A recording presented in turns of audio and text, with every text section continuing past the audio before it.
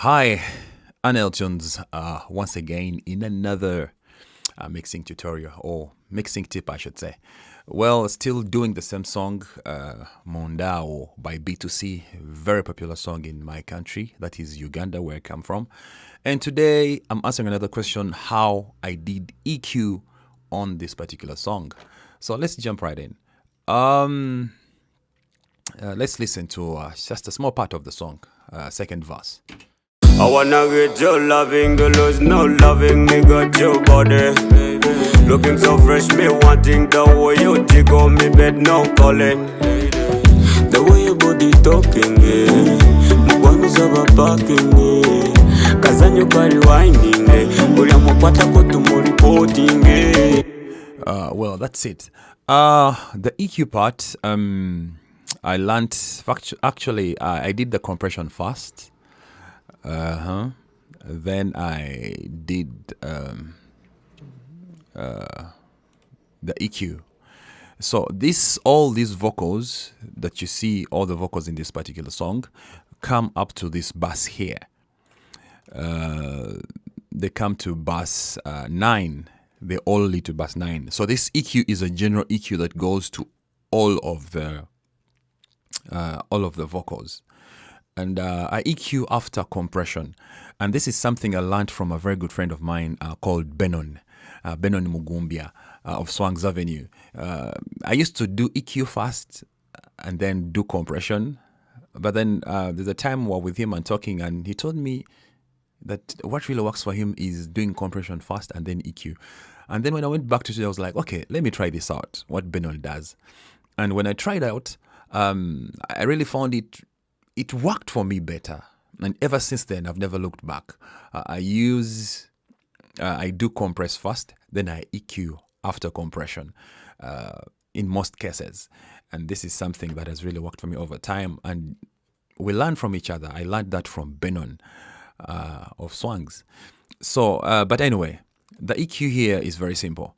I just took out some of these mid-low frequencies. And, when you take out the mid-low frequencies, it normally brings out the harshness around the 2K area here. So what I did, I just took them out also here. Though I added a dynamic EQ, which I don't want to talk about right now. I'm only talking about static EQ. Then I took out some frequencies here. And then also somewhere in the mid-highs there, I took out, in the mid-high lows, I took out some of the frequencies here. I wanna get your So if I'm to solo this particular vocal here, I wanna get your love. and I bypass the EQ, I wanna get your loving, the lose no loving, me got your body. Looking so fresh, me wanting the. you feel there is so much of the proximity effect, like he was close to the microphone and this kind of nozzle effect comes out so much. And if I play still bypassed on a different verse of a different artist, because these are 3 guys, it's a trio. I wanna visit you, babe. I used to eat your banana. You feel that frequency resonating so much, these low frequencies here. So if I apply it, the EQ on this particular part here, I wanna visit you, babe. I used to eat your banana. it gets so clean. It removes that roomy, nosy effect from the vocal. And again, let's listen to the same on a different voice here, because this is a different guy now on this part here. Simanyi kabakazali, If I bypass the EQ, simanyi kabakazali, akasiko kulya my lover. so you feel it's also there. Okay, so when I apply the EQ, it smoothens it out. That frequency is kicked out. Simanyi kabakazali, akasiko kulya my lover. It sounds amazing. So in the music, Simanyi kabakazali, akasiko kulya my lover. the vocal tends to sit well in the mix.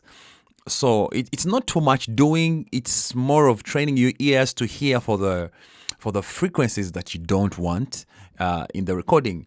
But then also there was something more I did. Because the different voices and their voices resonate differently on different frequencies. So I felt like I needed to go on individual tracks, on individual recordings, and find out what other frequencies can I kick out that I don't want. And you realize all my EQs I don't boost, I just cut. So when I come to this one here, I listen to this voice. I wanna visit you, babe. I felt that the EQ, the general EQ, was just enough for his voice. So I didn't add any EQ there.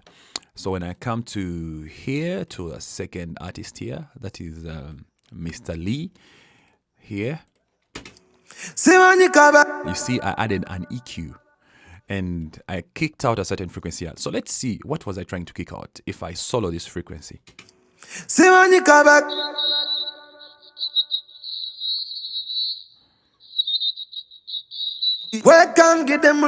There is that whistle-like frequency. It's like a whistle. It pierces so much. So it makes the song uncomfortable. Because at the end of the mix, you're going to boost this, you're going to limit it, and it becomes louder, and these frequencies will be exaggerated. And you feel like the vocals are shouting and piercing your ears. So that's all I did on his vocal. And then when I listen to another part here, that is Bobby Lash, a different voice here. He's here. And I also added another EQ. And what I did on this EQ here, I removed some harshness, some highs and some harshness. If I solo it, sorry about that. I wanna get your loving, the lose no loving, me got your body. Looking so fresh, me. It comes out so nice and even. So if I'm to bypass the EQ, let's hear what we're trying to kick out exactly. I wanna get your loving, the lose no loving, me got your body. Looking so fresh, me wanting the way you jig. There's that harshness about it. So when I bypass, the harshness really comes out and we lose the body. But when I apply the EQ, we get more body and the harshness reduces. So which means it feels like we boosted these frequencies here just by taking out these frequencies here. Meaning that sometimes when you kick out some frequencies, it makes other frequencies more resonant. So by kicking out these harsh frequencies, the vocal will get more body. So in other words, someone else would just come and try to boost these low mid frequencies in order to compensate when they feel that her voice is so harsh. So it's always good to just take out what you don't want to hear, and what you want to hear will come to life. Basically, that's how I EQ'd these vocals for this particular song. See you in another tutorial. Bye bye.